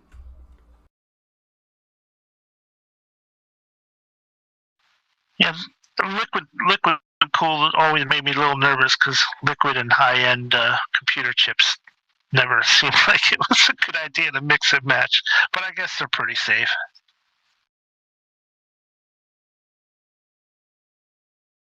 How about some new headphones, David? Yeah, I was going to take this one. These are the EPOS H6 Pros. They're wired open acoustic gaming headsets, and they are available in the racing green at $180. That's pretty steep, but it looks like it comes with a microphone if you like to have the built-in microphone. And looking at details, it's just it's an open-ear headphone set. I can't tell you anything about the sound quality without popping them into my ears. What I find interesting looking at the image here, like, is it just a mesh design on the outside, or is there a reason that they kind of got it open there on the outside? It's going to allow outside sound to still enter. Okay. There are cases when you want that, like say if you actually have headphones in when you're riding a bike or something like that. Like, I won't use over-the-ear headphones if I'm out riding a bike. I have the ones that I can hear easily outside of. I love the look of them, but it's got the soft green, kind of the Aston Martin color, yeah, and they look kind of premium. They don't look cheap. Well, that's a high price. My Sonys that I absolutely love are not near that price. It looks like the top part of the headband looks like it's got leather on it, or a type of leather, maybe. Pretty cool, pretty nice. I think Google advertised this to me based on my search history, and I was like, well, let's take a look at these. Your search history, did it have a girl wearing them? And just the headphones? All right, well, Brian, AMD, they take a shot. Yeah, so apparently AMD is launching a new GPU. So this is called the Instinct M1200. They say it's nearly 5 times faster than the NVIDIA A100 for HPCs. So, so it's sounds very promising. Not that familiar with these GPUs. But it's something might you want to consider if you're starting a new build. I mean, it looks like, at least in sim racing, we talk a lot about NVIDIA. We don't talk about AMD very much. I mean, but there's people out there that use it.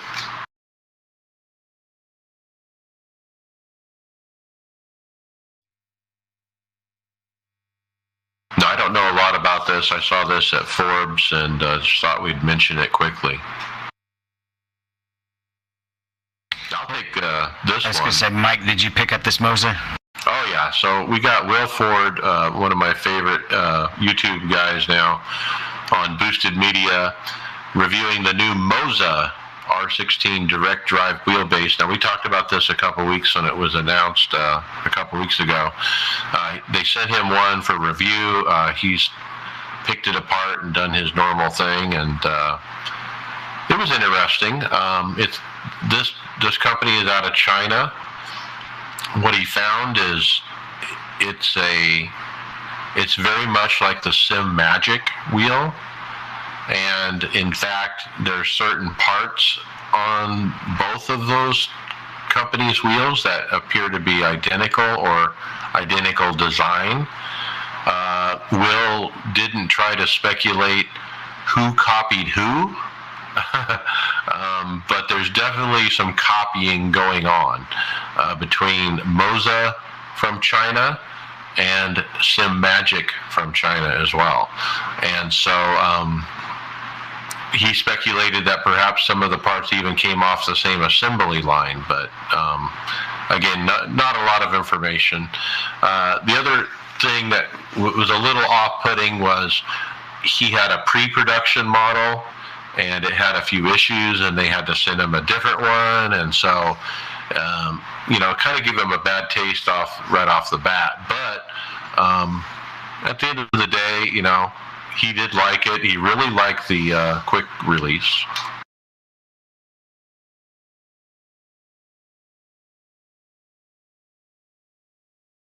So yeah, another player to the wheel market. I mean, the more the merrier. That'll drive prices down, Just watching his setup there, it's such a perfect field of view where it's sitting and what he's racing. It's awesome. I've got a SimPit review coming up next, and I think we've talked about this rig before, right? It's kind of a we have. It's a wooden rig, right? Yep. Tony has? No. Or like it? Oh, Tony Gross? Yeah, he has something like this, I think. In fact, this might be it. I did take a glance through the video. Obviously, it didn't get to spend a whole half hour watching it, but I basically skipped to the summary, so I'm just going to blitz down the summary on the good and the bad. It is extremely adjustable, for both the wheels, pedal seat, and monitor. That's something you don't see in a lot of the non-aluminum rigs.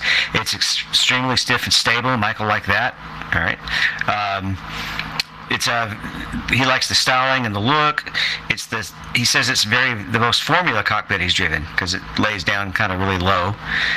He likes the modular design, which means he can bring it up. It works with all the equipment, and he likes the finish. Those are kind of the big ones that he had check marked. And then he listed some cons as well. It's very low to the ground, so you old folks that don't work out, you're in trouble. He doesn't like the uneven floors on it, and also the edges of the leg support padding that can ruffle. Right? And there are some things with the adjustments that are difficult, and it is a challenging build. But at $400 Euro for an inexpensive cockpit, it's got a lot of value. I mean, based on his positive list there. Especially if you like the aesthetic of the wood for the framing.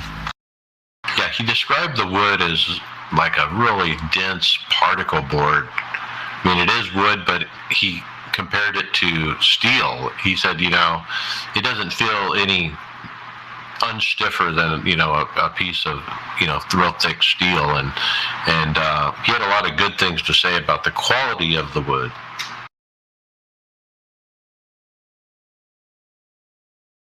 I got this one, last one before we go to results. And the title of this video was The Best Sim Racing Cockpit I've Ever Used. Are you starting to have second thoughts? I'm not, because... So, I forget this guy's name, but he's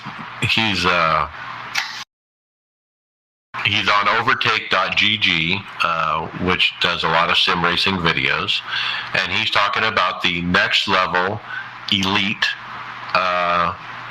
sim rig, which I almost purchased before I decided on SimLab.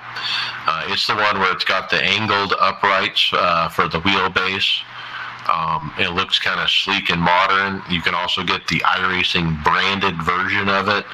But anyway, I digress. The video goes on to say how it's the best sim racing cockpit he's ever used. However, when he talks about the wheel flex, I mean, it was very visible and noticeable when he was like moving the wheel up and down, and it made me just kind of sigh relief. You know, it's funny that he says it's so good, but it has that movement. And I forget exactly how he described. He said it, but it was amusing.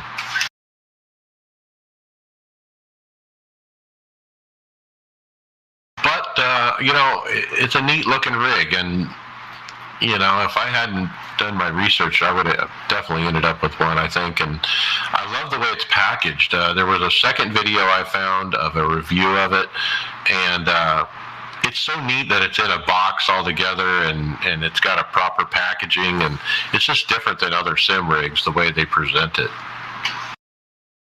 You know, it's also sold differently than other sim rigs. It's sold through Amazon, you know, B&H Photo, you know, places like that is where you buy this sim rig.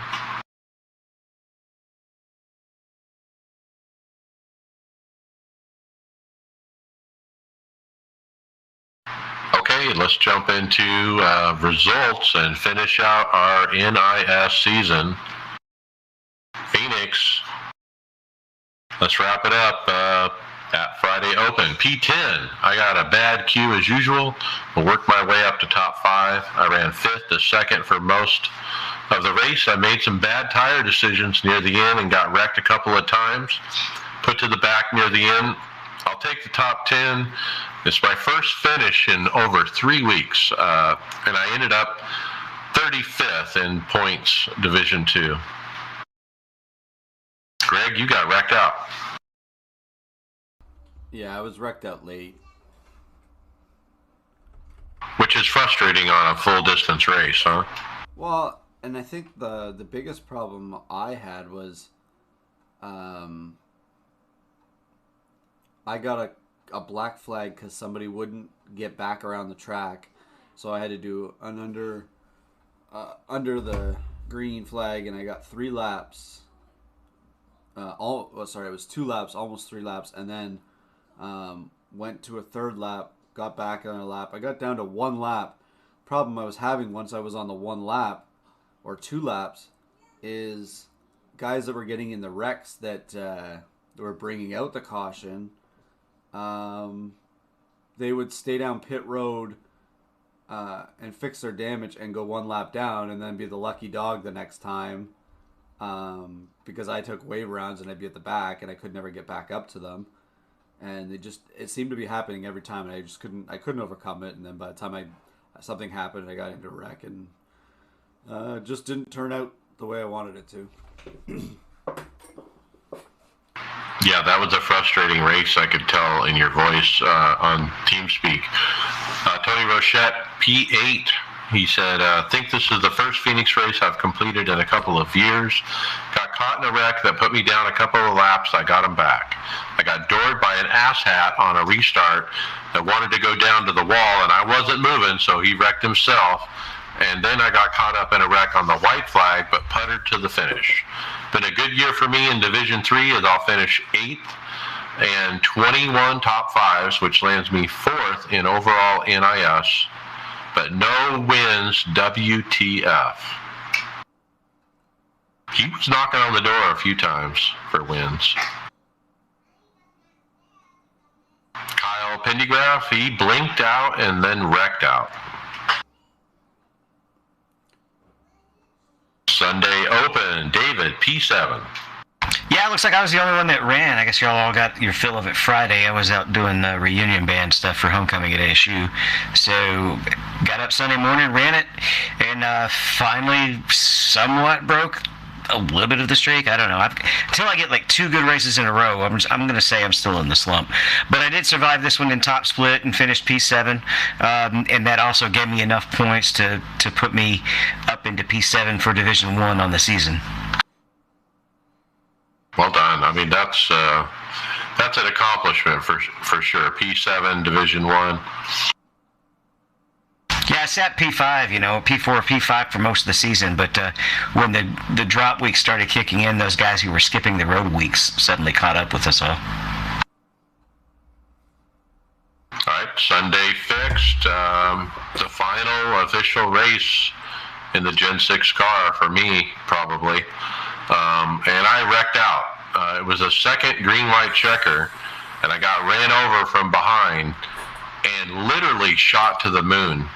Now, I posted a replay in the chat of this, and I don't know if it came through on the video so you guys could see it, but I mean, I'm not kidding when it went to the moon. At some point, when it left the atmosphere, it reset back to pit road, but the left wheel of the car was a good 25 feet away from the car, and the axle was like stretched. And, it was up a good couple miles above the surface of the earth.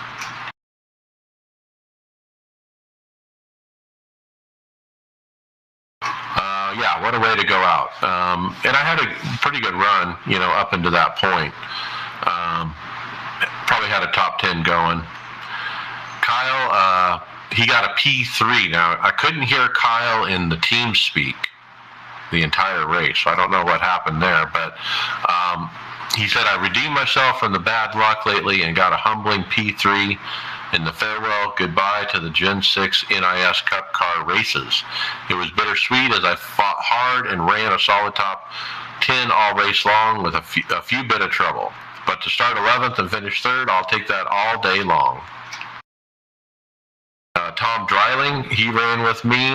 He got wrecked out. I don't remember the circumstances, but he wasn't able to finish. Loving his new wheel, by the way. Yeah, it's always great to hear the testimonials. And I guess that moves us on to the league race. And I ran this one, did okay. Got a decent result off of pit strategy and finished P3. And that was about the most major thing I think that happened. But you're talking fast track sim racing league. It was the final race, and Greg, let's talk your race first. You got a P2, but that was enough to win the championship. Congratulations. Yeah, there was not much going on, right, David? Nothing really happened in that race. Way to undercut the championship there. Yeah, I was battling it out for the end for the first, but I couldn't overcome Wes's running at the high line there and didn't want to wreck us. It was a good race. All I needed was P2 to finish in front of everybody else. That I think me, Wes, and David, and what was it? Johnny. John. Yeah, Johnny 72. We were the only ones that did a one stopper, and the rest of the field did a two stopper. And once again, 2 never beats 1. Yep. And I did the 2-stop. I was the guy who went the other way. Joe did as well. And then I got P11. Joe got P16. And I told you, don't take 2 stops. Did I not? You're like, well, I got to do something different. Well, I was running in the back, and I wasn't going to win. Even if I did a one-stopper, so I wanted to do something different. But that was my reasoning. But David, you were right at the end of the day, and I appreciate your team leadership, making sure Greg picked the right strategy. And he did. I had a crew chief on the box that was already doing that. That we already calmed. Bobby was in my ear the whole race, and I knew it was going to be a one-stopper after I saw how long you can go. I figured it was going to play out like Atlanta if we didn't have a caution from previous parts of the season, and David and I did the same thing, but we just had a reverse finishing positions for the two of us. I don't know. I came on pretty strong at the end of that season to be able to move on and get into this championship. And honestly, when that race started, I felt like Kyle Larson midway through the race, near the end there even. Didn't know if I was going to get it, and then once it started playing out the certain way, if it didn't have a caution, which it didn't, we went 156 laps without a caution and wrapped it up. Took the championship and took the championship for Bobby there too, who graciously sponsored me all season with the SimWraps car too. Yeah, well done. Representing our team well to get that job done. Yeah, the no caution, but at the end there, when there were, 20 to go and whatnot, we were just, holding our breath. Man, we don't need a caution, because that would have changed everything in that race. Yeah, and I'm not sure. I don't know. I think David said he was getting tight on the long runs, but I'm not sure I would have had anything for Tyler Marble, Jeff Marble, and Scott. Was it Glasnos or whatever? I don't know if I would have had anything for them on a short run. I just don't know.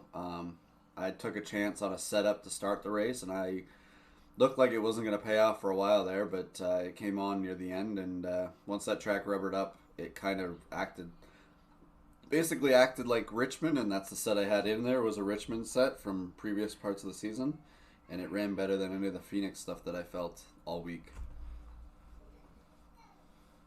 All right, yeah, Fast Track Sim Racing League has been great.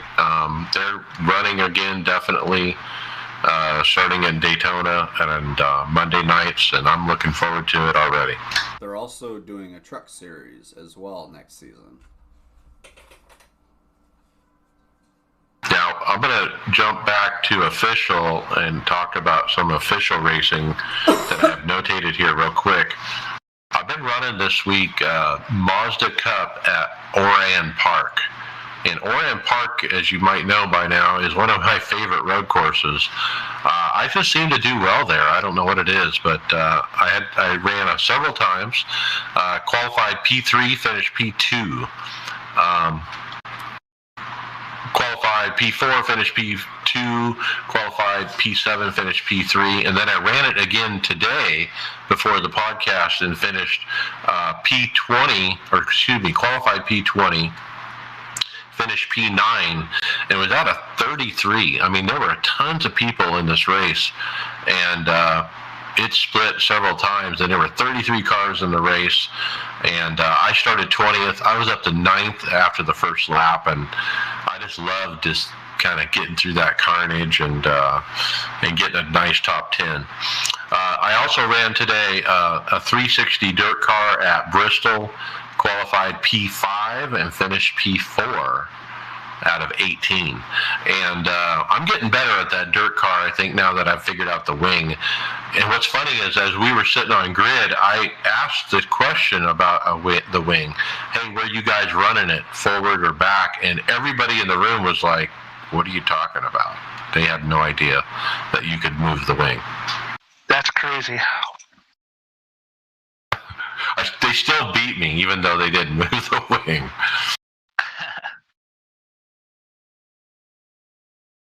All right, let's jump to Winter League. Started up this week, guys, and I got P21. My race, we got as high as 18th, maybe. And for a restrictor plate, I was kind of embarrassed, to tell you the truth. I mean, we had a bad qualifying, all three of us. I think we decided our first lap was going to be the best when most everyone had a better lap on their second lap. So we started well back. But the racing is just horrible in this package at this track. I mean, it was just a fight to get single file. And if you went to the outside, you were going backwards, guaranteed, pretty much. There was a point where I was watching what the outside was doing while we were just kind of riding on the inside around 20th or so. And there was a 8 deep outside lane. And it was just, we're not talking just 2 or 3 trying to pick up. It was 8 deep, and they were just continuing to fall back. I mean, I know we're getting rid of this car, but it's just, that doesn't seem realistic. So, I don't know. Yeah, David, you got P30. Lap car didn't hold the line. Yeah, we were lapping a lap car who decided to stay on the inside. Problem is, he also didn't stay on the inside. He came up just enough, and I moved up just enough to avoid him, and net coded into Christian Challenger, and it ruined both of our races. Yeah, and I I witnessed a real big wreck right behind me. Desperation was kind of sinking in the back of the field where nobody was able to go forward because the outside didn't work, and we were literally like, fighting 2-3 wide for like 25th, 28th, and at one point Tyler Hudson came up through the middle and made us 3 wide, and somebody couldn't hold it, and they all piled up, and Tyler left early because of that. But Greg, you got P23. What do you want to say about your Winter League? Couldn't catch a break. I was too polite as a Canadian. I don't know. You got screwed a couple times. Yeah, restrictor plate racing, or plate racing, I guess we call it now. It's just not. It's something I just never have been really good on, and especially now with the package, I seem to, lose the pack for some reason, and I don't. Maybe it's just I'm not just aggressive enough, and it doesn't suit my style. But it's 4 races a year. We'll see what the next package is like, but it's something I gotta either work on, or I just have to accept that it's gonna be fight each time I go to that track. I don't think I've ever seen checkups as much as I did in that race. I mean, we were hitting the brakes. We were running over each other. Greg, I hit you so hard I knocked you down into pit road, and they had to clear your flag. I mean, it was crazy. You notice that was most of the time happening the few laps after the start, right? It's because it was happening every time somebody would find a gap and dive down into it. It would slow everybody down. The outside, the guy on the outside, desperate to get inside, and like you said, dive into a hole that everybody has to check up. And we were so far back, I think it's just an exaggerated accordion effect, I just, to be honest, I can't figure out for the life of me why, I would guess one of the most common rooms to set up would be a restrictor plate room, and race and do on the sim for racing wise, for the oval side. Why has iRacing not figured out a way to make it more realistic feeling? Like there's just no outside line to where you can just consistently run properly with the inside line. Yeah, it doesn't matter now. We're switching cars, so. All right, we're looking forward to the Winter League. It was fun to chat with Alan Pajari, who helps run that league over there. He chatted with us during the race last night, and it was good to catch up. Let's talk hosted. I ran the Chris McGuire hosted Daytona prototypes at Talladega. I can't tell you how much fun this is, guys. These things make a huge hole in the air, and the drafting is intense.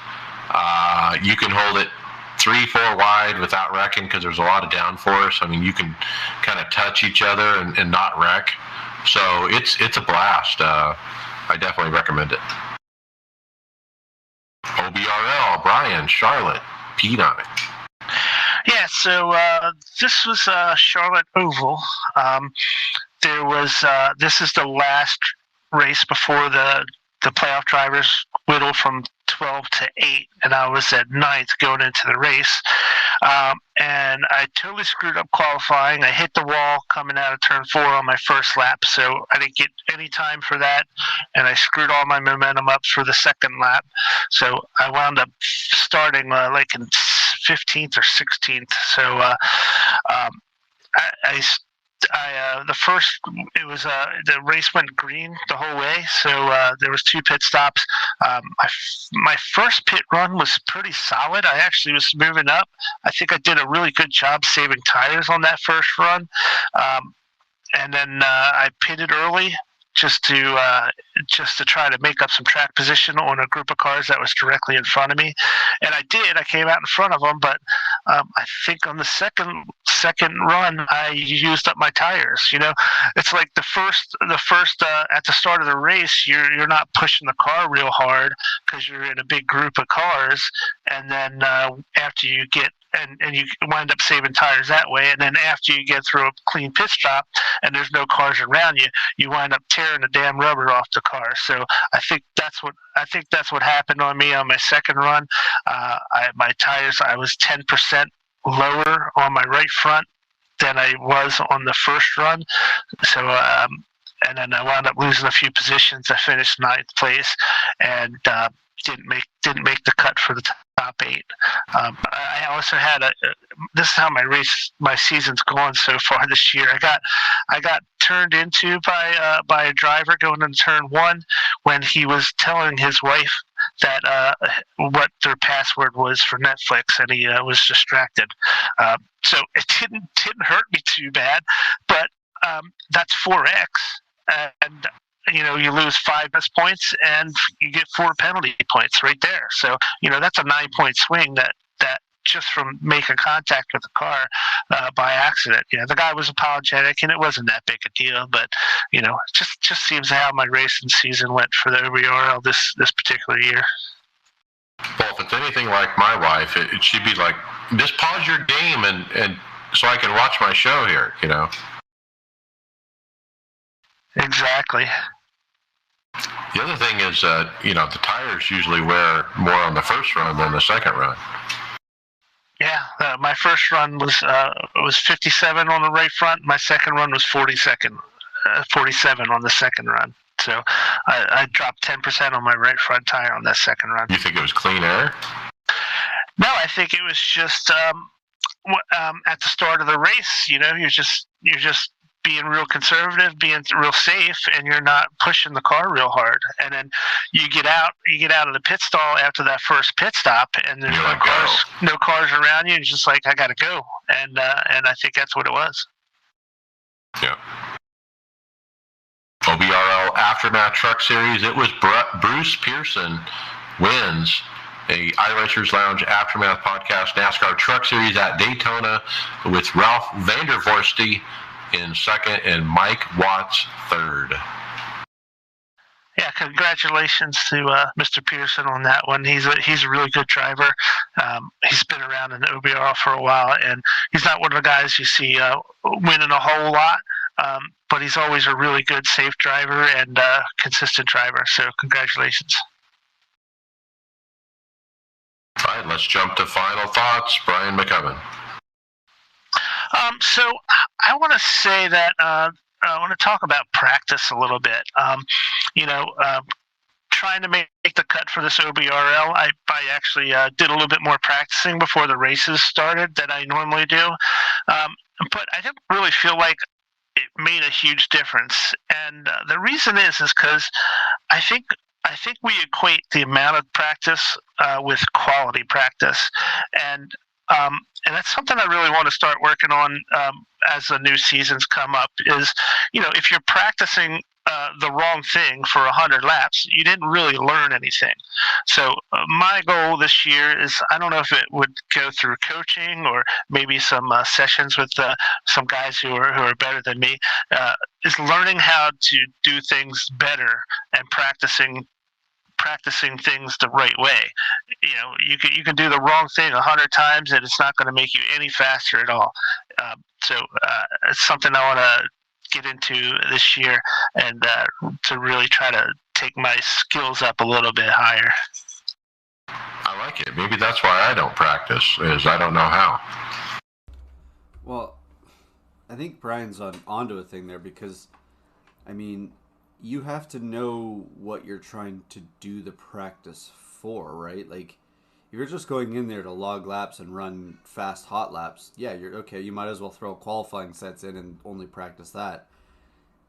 You got to make sure you have an agenda before you go out on that track to test what you're doing, because if you don't know what you want to accomplish, like Brian says, you're going to get lost. You need to, if you I find even when I talk to David, like I asked him about the practice, what do you think the run will be a good test on each track where, how many laps where a good feeling would be. I'll message him and I'll ask him just to get his thought. But, it's, you got to get 20 laps or 30 laps. And the thing is when you're doing something like that, it's comparing consistent lap times to figure out what you want. Or, if you're doing the 2-lap sprints, which Mike probably would be more inclined to be doing, is trying to do his fast laps. But if you're in a fixed setup, Brian, I think what if you're going to be practicing for some of these league stuff, I think you might be looking for more towards, you got to figure out how to save tires with creating a driving style for each track for yourself. And just don't look at the leaderboard. That's one of the biggest things. Yes, you need to use sim exactly. racing. You need to use JRT or anything that will give you the 20 lap averages, right? Or the stint analyzer. That's really good to pull up. You can use that and sort and see who's getting the best 20 lap averages, and that's going to tell you if you're going to be in better shape. I'll jump into the server all the time. I'll be like 30th on the speed chart, and then I pull up the 10 lap average, and 3 of us have run 10 laps out of like 40 drivers, right? So everybody's hot lapping. That speed chart's just not going to tell you anything. Look at your 10 lap and your 20 lap averages and see how that compares to other guys, and you'll know how you're really doing. And the worst part is we're in the era of drafting. So in a practice session, that's not they're not accurate speeds. You don't know if somebody was doing even a qualifying. Like you could get a draft off of somebody when you're doing a qualifying thing in a practice session faster than you will actually go in a practice session or in a qualifying session. You need to get comfortable before anything else. It's if you start concentrating on whatever that time is that somebody else is running, you're just going to run over your head of what you can do with that setup yourself. And if you got practice partners, doing a lot of pit parties is really important, just so you can kind of see how you're running next to each other. Especially, well, maybe not for us. I think for not. That's what I did when I was less experienced, and it would help a lot just to see, just to know how I was doing. Now the 20 lap, back then I didn't have that 20 lap average to look at, so that was about the only way to know what my 20 lap average was to run at the same time as somebody else. Yeah, those are real good points. I just feel like I've plateaued a little bit, and I feel like if I'm practicing improperly, I'm just learning bad habits is what's really happening. So it's just something I want to work on throughout the off season and be ready for the next year. All right, very good. David Hall, final. I got a few to drop this time. I have a butt kicker now. Ended up getting one and finally got it mounted correctly. I also ordered some custom 80/20 and have that all built now so that my amplifier sits right behind my wheelbase, so it's easy to I have a remote, but it's also easy to reach and adjust it directly if I want, and it's stored a little bit more out of place. I was considering putting my computer there, but I like having the amp there better. The wheel at Phoenix, I really could tell a difference with having that in there. I've said before, I will alter the sound so that I hear more tire screech and less engine. So I have the engine turned down as low as it'll go and the tire turned up as high as it'll go. Well, I basically ended up doing the same thing with the in-game LFE settings. I cranked the tire screech up higher and went ahead and turned the engine down. I don't really feel the engine RPMs. I don't need that. And it, boom, I could tell exactly how much I was slipping the tires and could anticipate where the spin out would be based on feeling that rumble versus having to wait to see it visually. Okay. So David, did you get the gamer butt kicker or did you get the pucks? I got the gamer one and just attached it with